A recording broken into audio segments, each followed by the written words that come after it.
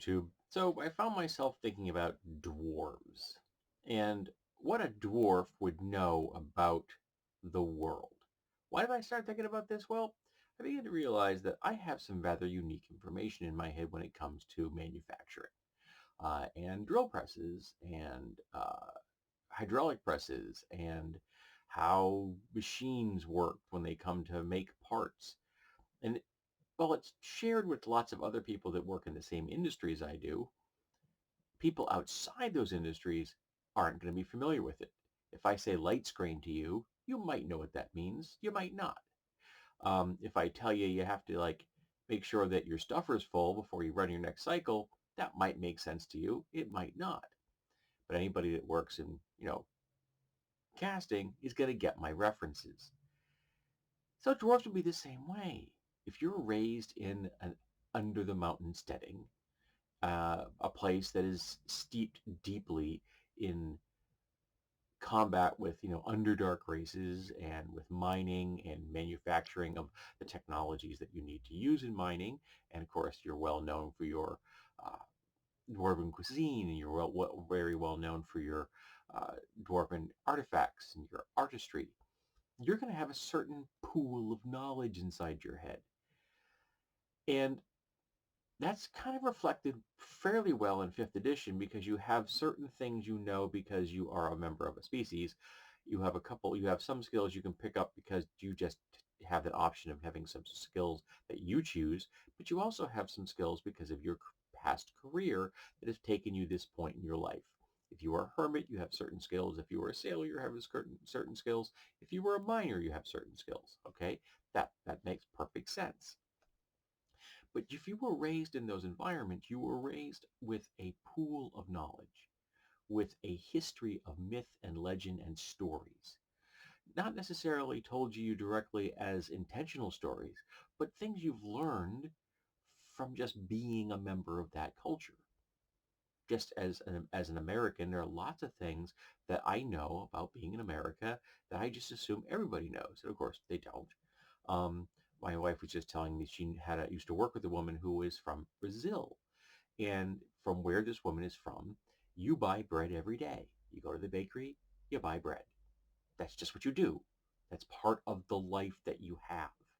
She comes here, there are no little bakeries to go buy bread from, and the bread that we have available at our grocery stores, in this woman's opinion, is absolute skata.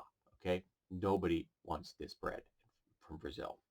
So that's just her background. My background as American is different, and a dwarven's background is also different. So, if you were a dwarven adventurer, should there be a passive skill system? There's a passive perception system in P2 and in 5th edition, as there should be. Perception should not be something you have to put points into.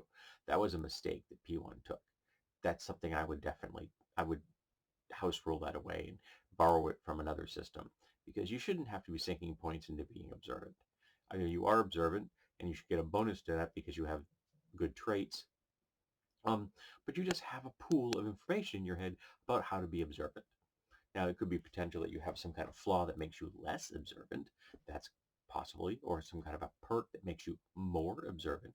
But there should be a baseline of ability to observe the universe around you, a passive perception. But should there be a passive knowledge? I'm not talking about making like an unskilled check. Anybody can do that. Well, not any, there's certain skills you can't, like if you want to speak, thieves can't, that's not going to happen. If you want to pick a lock, you can't really take an unskilled lock picking check. There are certain skills you have to have ranks in or points in, depends on the system you're playing. Um, but most skills have a passive, just, I want to try it. I know I have no skills in it. I'm going to go for it anyway. That's different. That's an intentional thing you're telling the GM you're doing. Yes, I know I don't have any information on knowledge, art, uh, agricultural or knowledge architecture, but I need to know about. I think I should have a shot at knowing about what that particular thing on a castle does. boom, you roll, and whether you make it or not, really up top, whatever the DC the DM is set, and whatever bonus you might have to intelligence. But I think there should be passive versions of that. Why do I think that? Well, if you're a dwarf raised in that mine I mentioned, you're going to know about the things that you're going to be at risk from. You're going to have grown up with stories about them to keep you safe. You know how to look out for lurkers above. You know how to look out for trappers, how to look out for mimics, how to look out for certain types of oozes and worms that come up out of the Underdark.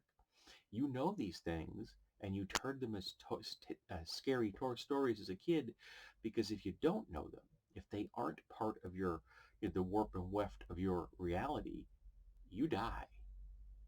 So you have to know this stuff. That is the passive cultural knowledge that you carry around in your head. That isn't necessarily something you ever have to think about. I mean, think about, just ponder for a second how many things you don't think about every day, you just take for granted, and you never bat an eye about it. You drive on the right side of the road in the United States. In New Hampshire, you can take a right-hand turn on a red light so long as you're not going to hit anybody. I don't think about that. I don't ponder, it's interesting that you can take a right hand. I don't have to, I don't have to go through the legal history of turning right on a red light to know that I can do it in this state. I just do it. It's just, it's there. And there are lots of things like that that you carry around. And you carry them around because they keep you safe. And that's passive. You are never engaging in an active ability. You're not telling yourself, I need to do this thing. It's just there. So how do you have that reflected in a game? The difference between player knowledge and character knowledge can really add to the texture of the game, I think. If you can throw something at a character, at the player, because his character knows it, even if he himself or she herself, the player doesn't know, that means the character has a little bit more depth. Boom, Bob, your character knows that there's a good chance that that thing over there, that chest that looks like it is perfectly normal, maybe shouldn't be here, which means maybe it isn't an actual chest. Now, this does spoil certain things, but it adds a depth, I think, if you have that kind of a passive concept kicking around inside people's heads. Because if the dwarven adventurer says, hold on a second, and fires a crossbow bolt at the chest. Now, if it's just a chest, big deal. You fired a crossbow bolt at the chest, you pull it out, you put it back in your quiver. All right? But if it's a mimic and it reacts, bingo, you now have just saved your party from potential damage or death. How did you know this? Because you grew up hearing the myths of mimics hiding themselves as barrels or chests or wagons or wheelbarrows in mines to catch unwary dwarves. And you heard, as you were a little knee-high dwarf, listening to your parents tell you stories, that's how you found out. So this isn't a case where a player is trying to imply our worldly knowledge into a game. That can be very scene breaking. That can really sever your connection to that immersion. Because let's face it, have you ever gamed with engineers? Yeah, engineers are always shoving real world knowledge into their characters. An engineer playing a wizard in first edition D&D with a high intelligence score, they're they're walking engineers. They're looking at the world like that. Now, that may be perfectly natural for that kind of a character in that world to be thinking like an engineer, but they wouldn't necessarily have the same pool of information as the engineers here do. So yes, you have to deal a lot with the fact that the player is interjecting their information into the head of the character that the character shouldn't reasonably know. But that character should know things that maybe the player should not reasonably know. The player may never think about that mimic potentially lurking there. Now, it could make the party think the dwarf is paranoid, because maybe the dwarf is paranoid. Um, but it would also make, hey, that dwarf was pretty smart. Good catch there, Bob. So that's, I think, kind of cool.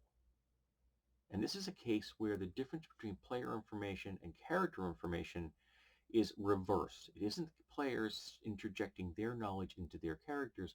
It's the characters knowing things that the players don't, because the characters were raised in that universe. They were immersed in their upbringing, and they know the world in a way that the player can never know.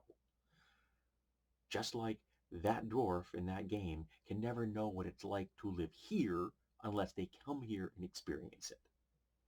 We cannot know what it's like to live in that high fantasy world unless we went there and were raised in it, or were very quickly had to learn the hard way if we suddenly found ourselves there. So what do you think about that? Do you think that there should be such a thing as passive knowledge reflected in the background of the character?